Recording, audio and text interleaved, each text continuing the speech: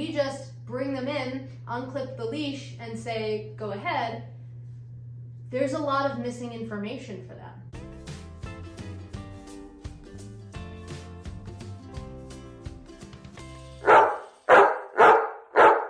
As a professional dog trainer, the number one mistake that we see dog owners making on a daily basis is giving their dogs too much freedom too soon. Or in other words, giving their dogs freedom before they have all of the information.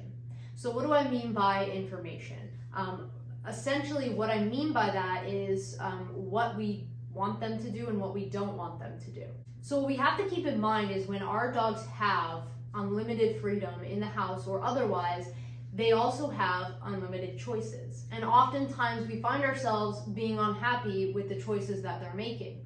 But how can we really blame them if we've never really set aside the time to show them what it is that we're looking for, or how we want them to behave in the house, or how we want them to behave on leash outside, or how we want them to behave in the backyard, etc., etc. So this is all something that, like, when you bring home a puppy or you adopt a dog and bring home a new dog, they don't know these things automatically.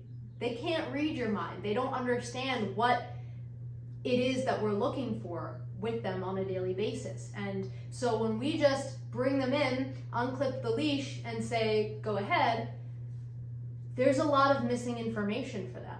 There's a lot of puzzle pieces missing. So I'm gonna put up this pie chart on the screen. And essentially, this is how we should be dividing our dog's time in their day, okay? And a lot of times it looks like the complete opposite. You'll notice on this pie chart that freedom is the smallest piece of the pie, but 9 times out of 10, it's the biggest piece in our dog's pie, okay? So structure should realistically be the biggest chunk. And what is structure? Structure just means any kind of time with our dog that we're communicating to them what we want them to do, giving them a task to do, giving them set rules to follow, boundaries to respect, things like that. So some ways that we can incorporate some structure into our dog's day would be teaching them how to walk with us on a nice loose leash, teaching them a place command so that they can go lay on their bed on command and relax and turn off when we need them to. Teaching them some obedience cues to follow and things like that, so that we can kind of direct them and show them this is how we want you to behave in each given scenario throughout your day.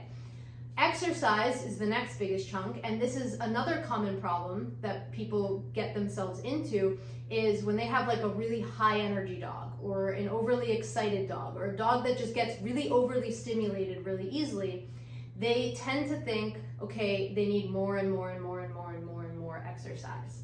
But what we're doing is we're creating an Energizer bunny. We're creating a dog who then needs more and more and more and more exercise, right? So exercise is important. We need to make sure that we're physically fulfilling our dogs, especially if we expect them to then go lay on their bed and relax, or go, hang out and relax in the house. But we don't want to get stuck in that loop of constantly giving them more exercise to make them physically exhausted in order to get them to behave.